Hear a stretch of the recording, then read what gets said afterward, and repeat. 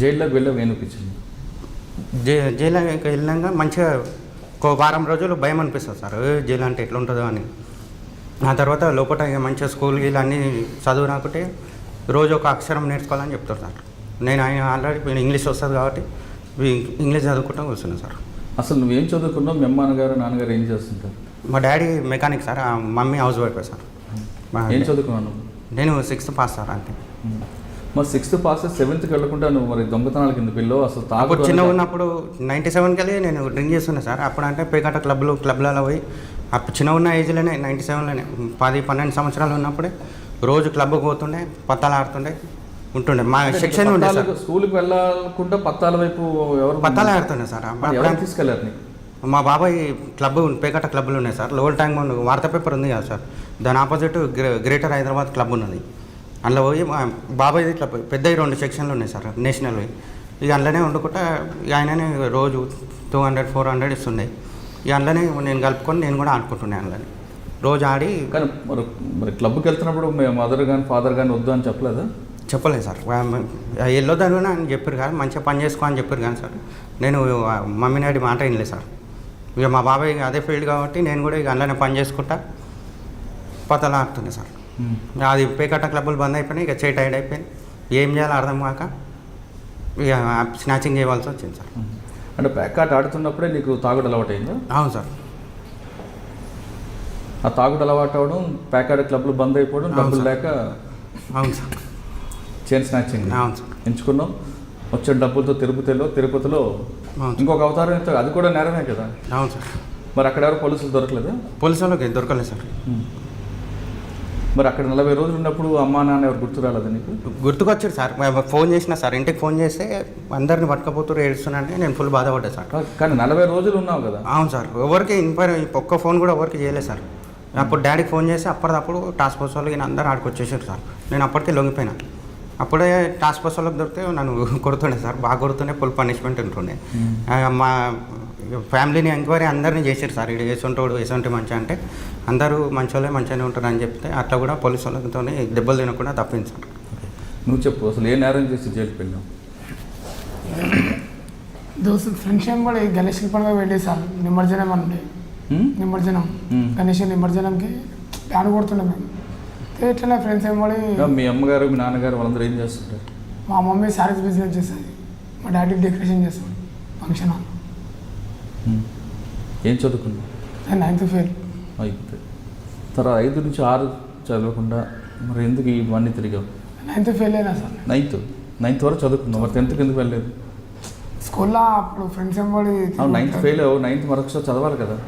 చదువుకోలేదు sir, interest లేకుండా. ఇక ఫెయిల్ అయిపోయి 9th ఫెయిల్ అయిపోగానే ఇంట్రెస్ట్ లేకుండా చదువుకో. ఏం చేసేవాడివి? ఆటో నడిపిస్తుండి, ఇంట్లో ఎంబడేసి బట్టల బిజినెస్ పోతుండి. మరి ఆటో నడుపుకుంటూ ఉన్న నువ్వు మరి జైలుకి ఎందుకు వెళ్ళావు? కానీ అంటే బ్యాండ్ కొడితే పైసలు ఇస్తుండే సార్, 500 ఇస్తారు బ్యాండ్ కొడితే. ఫ్రెండ్స్ సర్కిల్లో ఇట్లనే బ్యాండ్ కొడదామని పిలిచిరు. పోయినాం నిమజ్జనం టైంలో గణేష్ గారి. సరే అని చెప్పి బ్యాండ్కి ఇట్లా కొట్టినాము. ఇట్లా ఇనాం పైసలు వస్తాయి సార్ ఎగ్రేషిటీ. ఆ పైసలు అందరం పంచుకున్నాం. రూమ్ కాడికి వచ్చినాం, బ్యాండ్ దుకాణం కాడికి మాట్లాడినాం, డ్రింక్ ఇట్లా వేసినాం అందరం. ఒక ఆయన ఎక్స్పర్ట్ అయినానేమో సుభాష్ అని ఉండే అయినా మా ఫ్రెండ్ ఏం చేసిండు, మాట్లాడాలా కొట్టుకురు ఇద్దరు. మేము ఇంట్లోకి వెళ్ళిపోయినాం, వచ్చినాం. ఇక మెట్ల మీకు వెళ్ళే లోపల ఈయన షెట్టు లేదు ఏం లేదు, ఏమైంది ఎందుకు కొట్టుకురా అంటే ఇట్లా పైసలు అక్కడ కొట్లాడి వేసిన రాయుడు, ఇద్దరు పత్తలు ఆడుకురంట, తాగిరంట తెలియదు. అది మేము ఇంట్లోకి పోయినాం, అప్పుడే వచ్చింది. ఇక మాట్లాడి చేసే లోపల నేను అప్పటికి కొట్టి చంపేసింది, మాకు తెలియదు.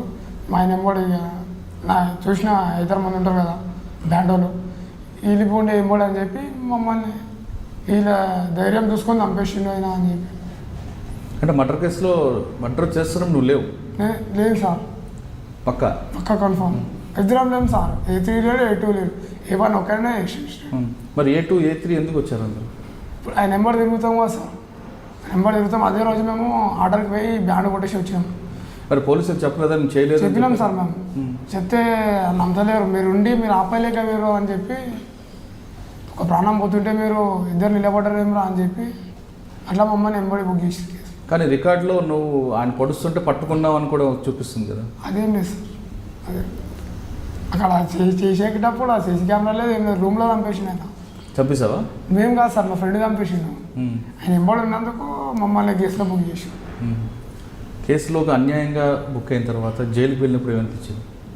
చెయ్యని దానికి జైలుకి వచ్చి కలిపి ఇంట్లో బాధ పెట్టి మళ్ళీ మాకు జైలు కూడా తినుడు, డ్యూటీలోకి ఇవ్వకుండా అయిపోయింది. ఇట్లా బాధపడ్డాం సార్. జైల్లోకి వచ్చి ఏం నేర్చుకున్నావు? జైల్లోకి వచ్చి మళ్ళీ ఇంకోసారి సొప్పతనే తిరగొద్దు, చెడు దోస్తాన్ని తిరగొద్దు, మళ్ళీ ఇట్లే తాగుట్లా పోయినామనుకో మళ్ళీ చెయ్యనేరా మళ్ళీ మన మీద వచ్చి పడుతుంది, మళ్ళీ జైలు పాలు అవుతామని చెప్పి సొప్ప మరి తిరగకుండా. 9వ క్లాస్ కంప్లీట్ చేసావు అక్కడ? నేను ఫెయిల్ అయిపోయినా సార్. అవును, మరి అక్కడ జైల్లో చదువుకోలేదా? చదువుకోలేదు. అంటే జైల్లో క్లాసులు ఉంటాయి సార్. ఇప్పుడు నువ్వు ఎంత చదువుకున్నావు అంటే 9th క్లాస్ అంటే ఆ క్లాస్లో కూర్చోవాలి, చదువుకోవాలి. సార్ వాళ్ళు ఇట్లా వస్తున్నాయి, నీకు ఎంత వస్తుంది చదవడానికి రాయనీకంటే అవి రాసు. మీ ఇద్దరు జైల్లో పరిచయం, బంకులో నేను పరిచయం? బంకులో పడుతుంది, బంకులో పడుతుంది. Petrol bunk. మీ ఇద్దరు బంకులో కలిసి పనిచేస్తున్నారు. ఇద్దరు చేసే నేరాల గురించి మాట్లాడుకున్నారు ఎప్పుడైనా? లేదు సార్. లేదు సార్, మాట్లాడుకోలేదు సార్. మళ్ళీ పోలీస్ స్టేషన్లో పోవద్దు. డ్యూటీ అయిపోయిందంటే కదా మరే మళ్ళీ పొద్దున్న డ్యూటీకి వస్తావా లేదా అంతే. కానీ గత నేరాల గురించి మాట్లాడుకుంటారు. ఏం మాట్లాడుకుంటారు బయటకు వచ్చాక? అంటే మరి ఇంకోసారి నేరాల వైపు వెళ్ళకూడదు మాట్లాడుకుంటారా, లేదా ఇంకోసారి ఈ విధంగా చేస్తే దొరకకుండా ఉండాలంటే ఏం చేయాలి మాట్లాడుకుంటారు? లేదు సార్. ఇంకోసారి మళ్ళీ జైలుకి పోవద్దు, మంచిగా పని 15,000 ఇస్తారు. జాబ్ ఇంటర్ చేసుకుంటే 2 times లంచ్ కూడా ఆనే పెడతారు సార్. మంచిగా ఉంది. 2 times లంచ్ కూడా ఆనే ఉంటుంది సార్. అన్ని సన్న బియ్యమే. బంకులో సార్లు కూడా మంచిగానే చూసుకుంటారు సార్. ఎంత వస్తుంది ఇద్దరికి? నా 15 వస్తుంది. 15 సార్. అని సీనియర్ జూనియర్ అని ఏం లేదు సార్, డైరెక్ట్ ఎక్కడే 15,000 ఎవరికైనా కానీ. ఏం చేస్తారా డబ్బులు? ఇంట్లో ఇచ్చేస్తాను. 12,000 ఇస్తాం సార్, 3,000 వాడుకుంటాం, బట్టలు గిన కొనుక్కుంటాం సార్. ఇప్పుడు మీరు కొంతకాలం నేరాలు చేశారు, ఇంట్లో వాళ్ళందరూ మీకు దూరం పెట్టారు, ఇప్పుడు మారారు, డబ్బులు ఇంట్లో ఇస్తున్నారు. అప్పుడు మీ అమ్మ మీ నాన్న ఎలా ఫీల్ అవుతారు? ఖుషిగా ఉంటారు సార్. ఇంటికాడ కూడా ఎవరైనా దోశ ఆనందపడుతుంది సార్.